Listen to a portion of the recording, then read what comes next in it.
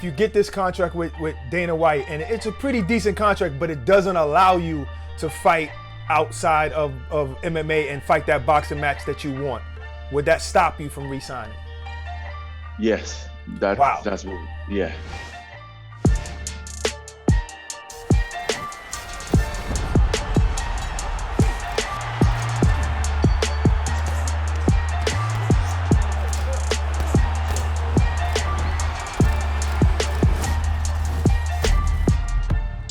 That's right, we're back. It's the DAZN Boxing Show. I go by the name of Ak.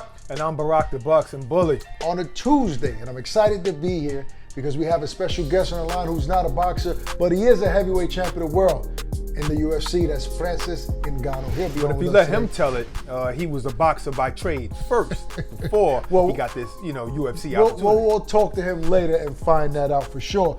But right now we have to talk pound for pound king. Canelo's in here, Charlo, Caleb Plant. There's a bunch of talk about the super middleweight division. Let's get into it on the opening bell. I know you noticed that Caleb Plant has been relatively quiet and traveling the world since losing to Canelo in November.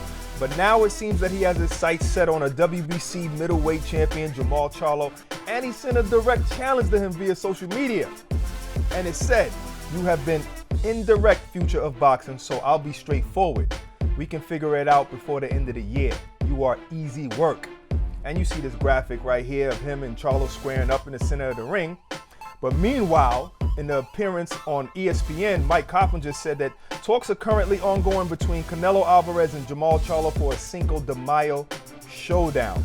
So, does he cash in that Canelo ticket, or does he takes up Plant on this challenge? What do you think? What kind of question is that? First off, easy question. If easy I work, easy question. No, if I got paid what Caleb Plant just got paid, I'll be traveling in quiet as well. So let that man enjoy that big payday.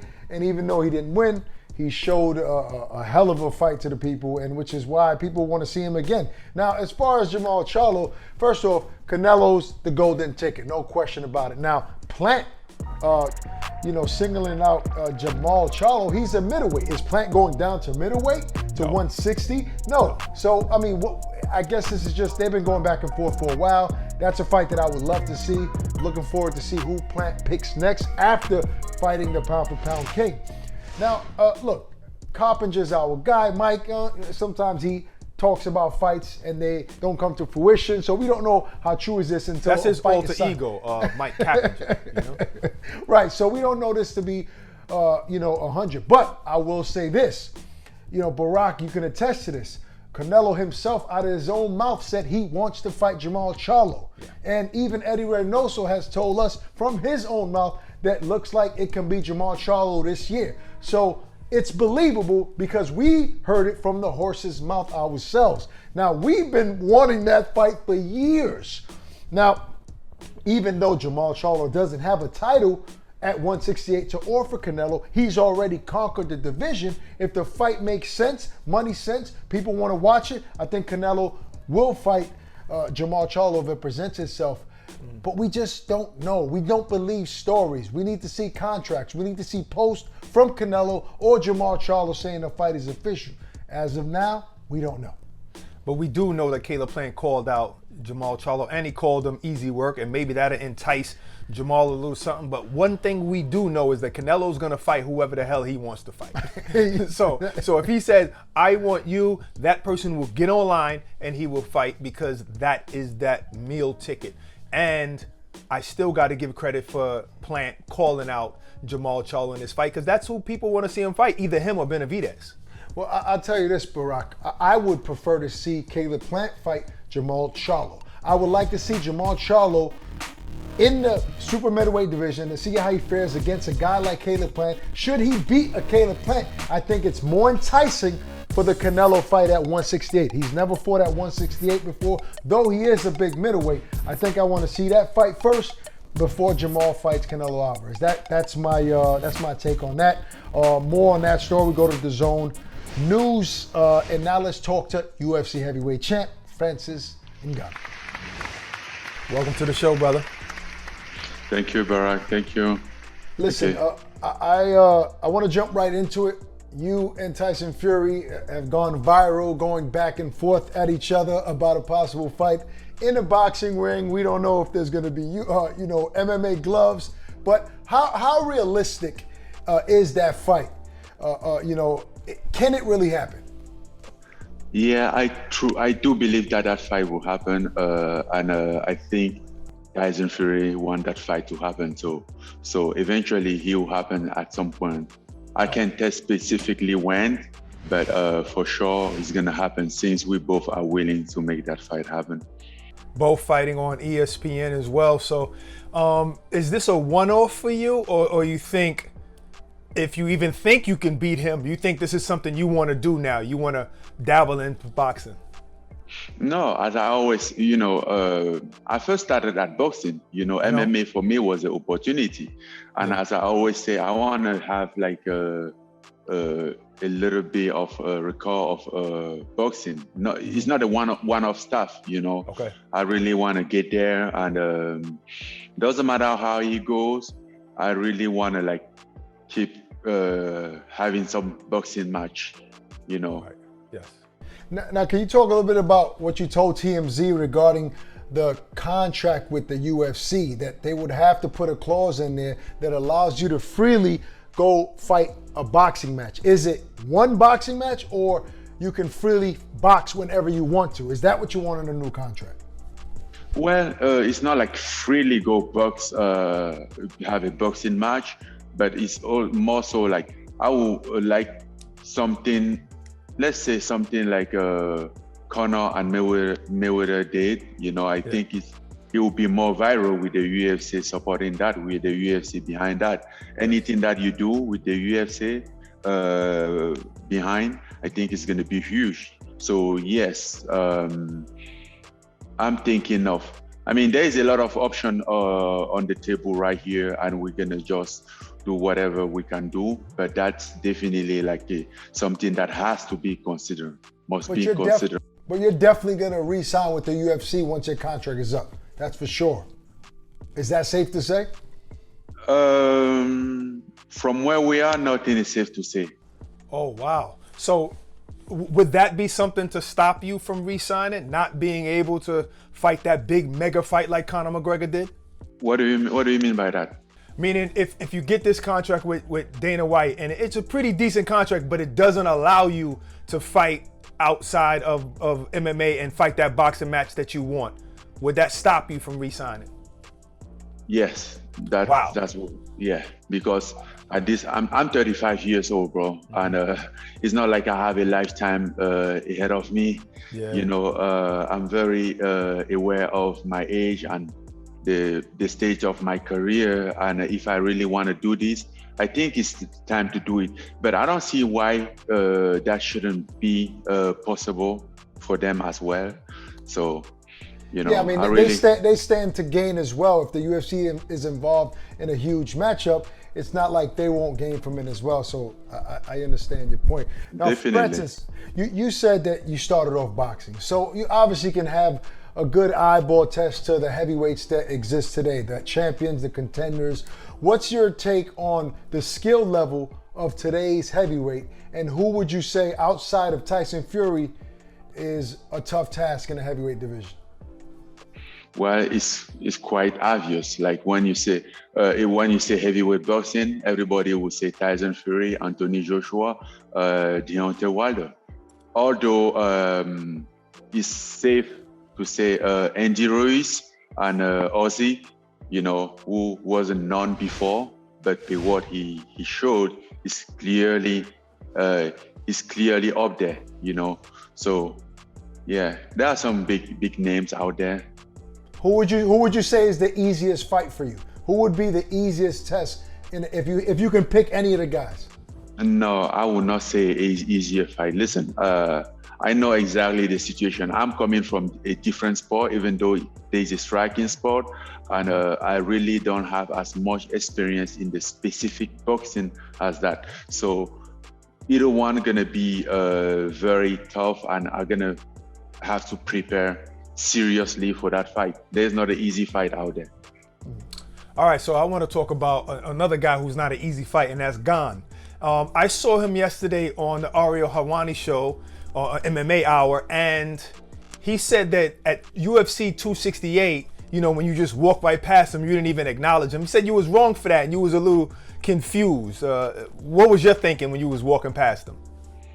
Well, my thinking was that I couldn't just go there and say, greet him, maybe without greeting his coach, which is a guy who been out there like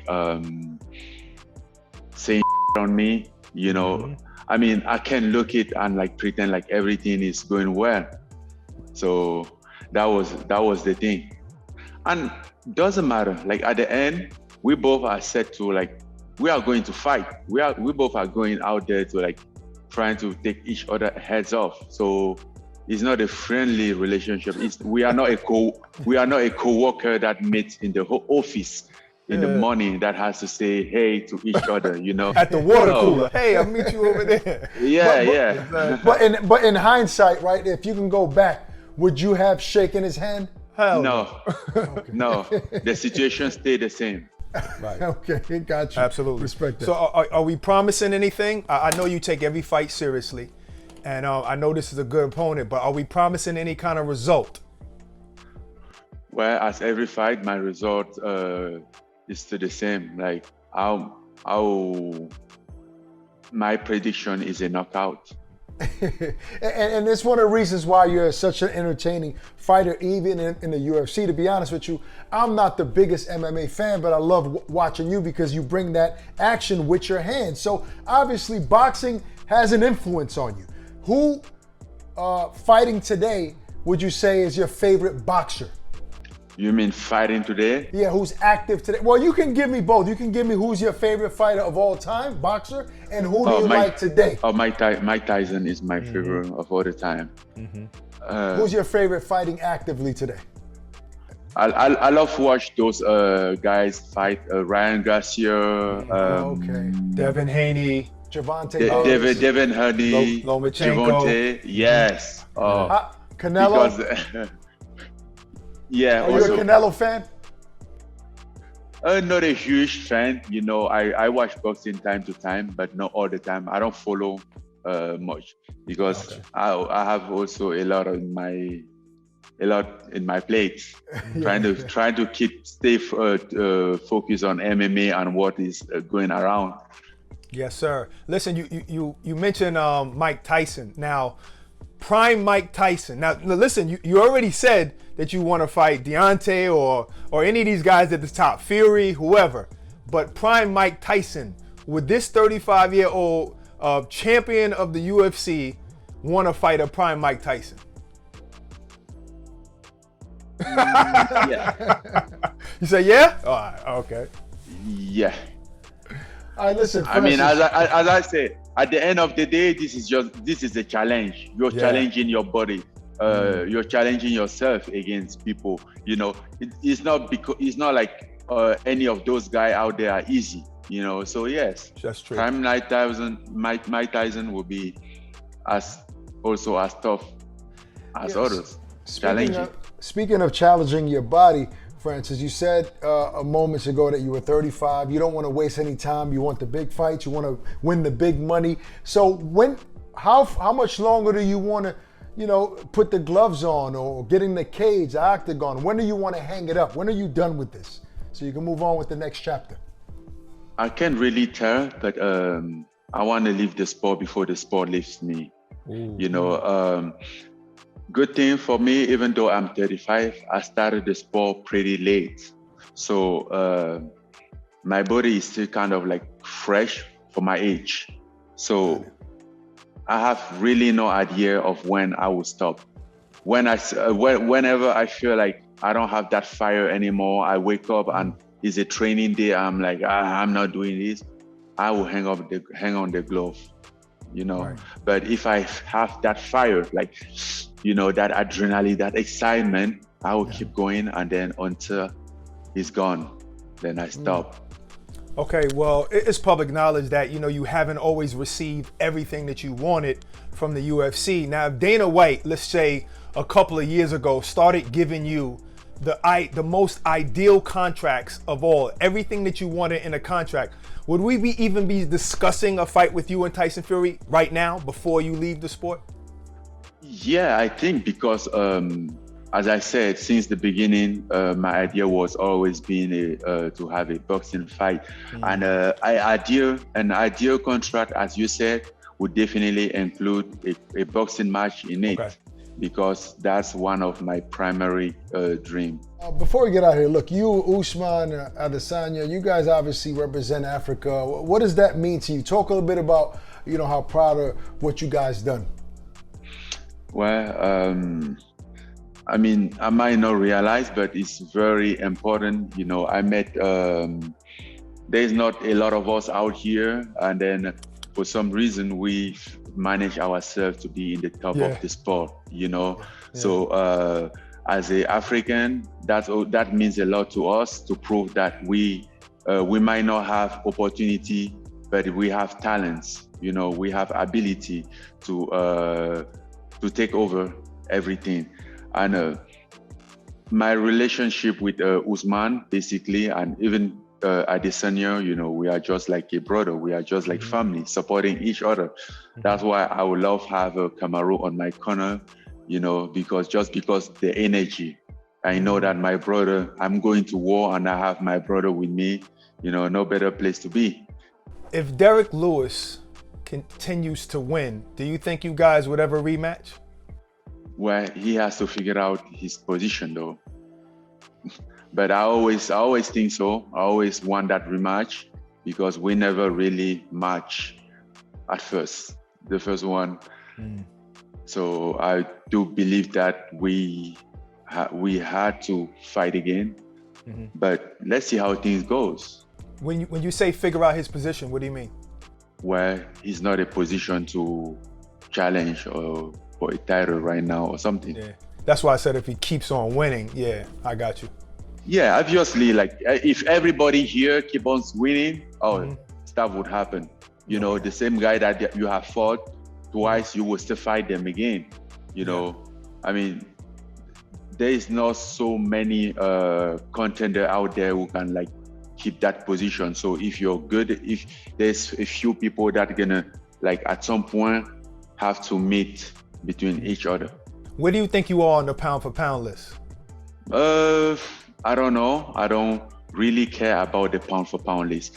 Kamaru is the number one. Adesanya is the second. That doesn't matter. So I'm still number one.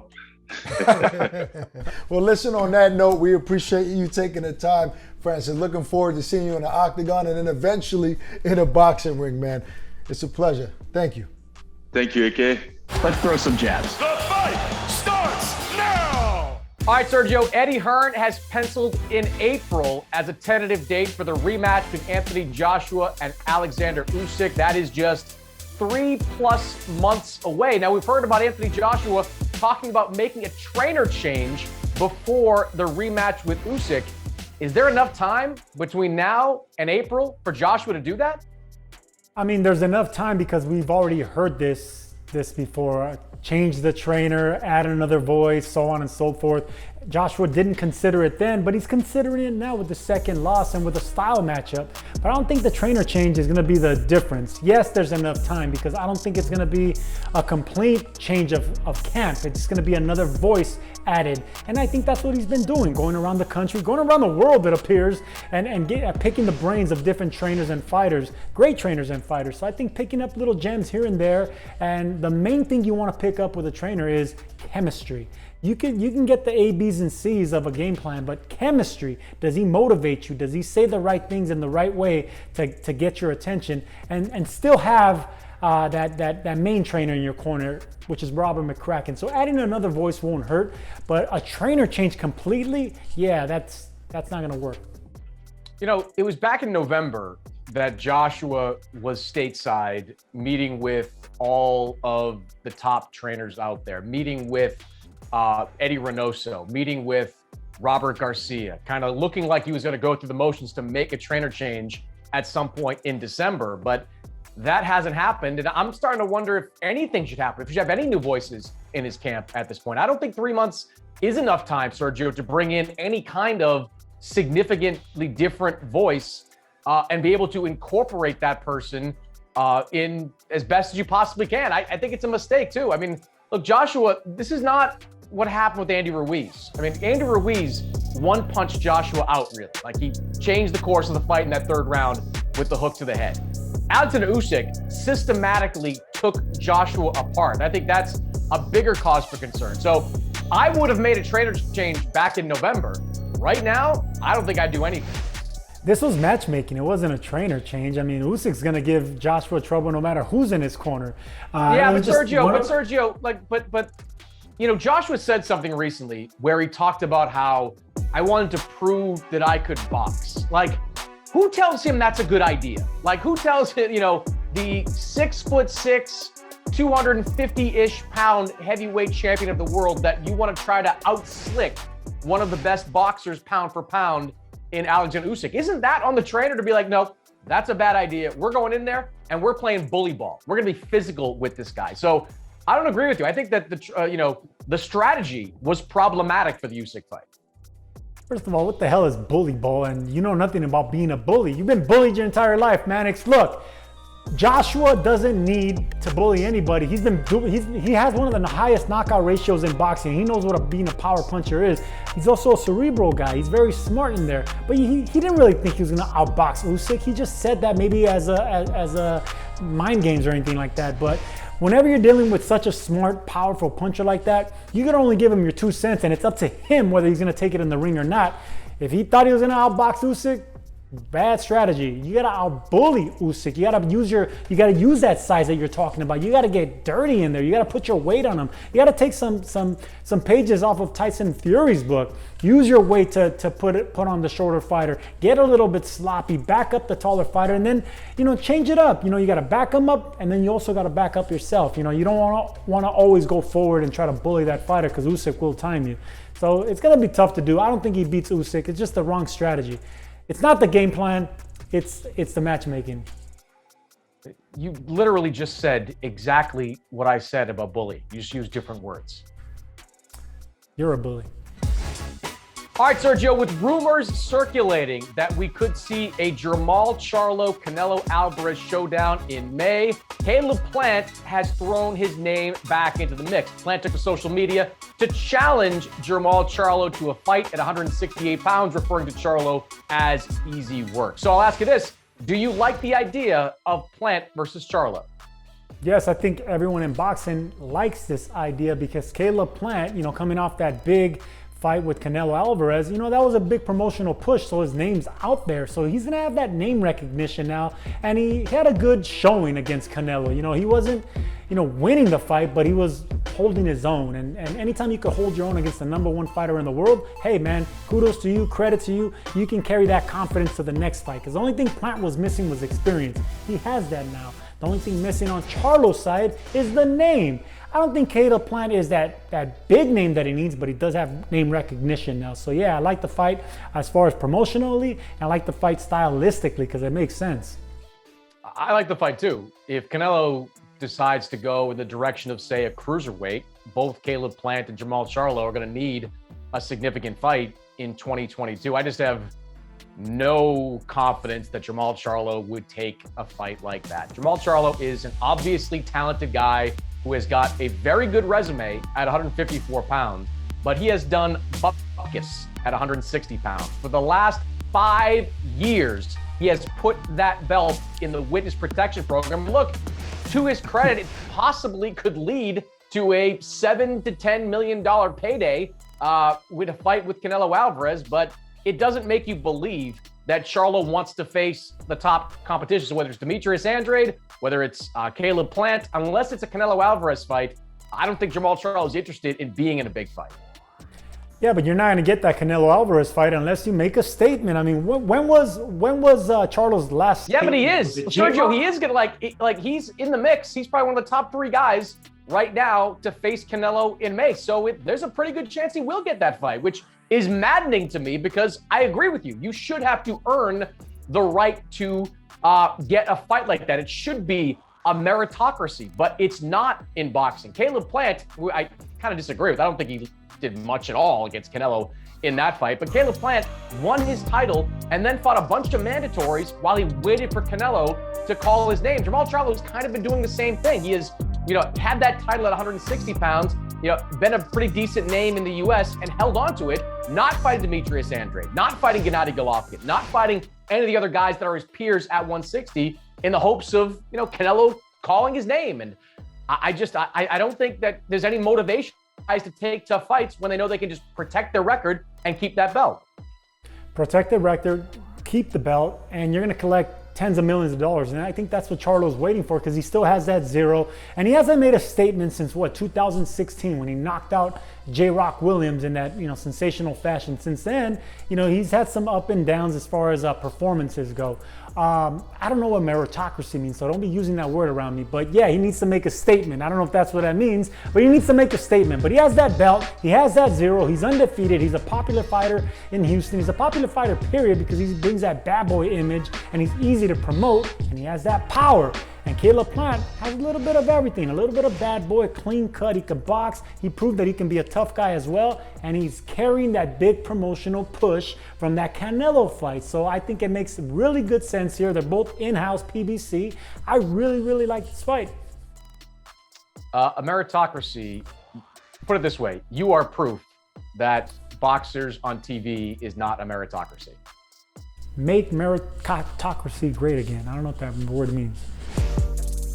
Before we get out of here, we have to congratulate our friend and colleague, Miss Claudia Trejos. She's now a Hall of Famer, as she announced that she will be inducted into the Florida Boxing Hall of Fame class of 2022. Isn't that the dream and the desire of everybody who works in the boxing field? Absolutely. Look, she's a hell of a broadcaster, boxing analyst, but more so a friend, a dear friend of ours, and we love her to death. I want to congratulate her. She's deserving of this award, and she's going to continue to do big things in the sport of boxing, because she's a hell of a boxing pundit. So that's pretty much it, man. That's our show for today, man. We hope you guys enjoyed it. Peace and love. Stay safe. Catch you on Thursday.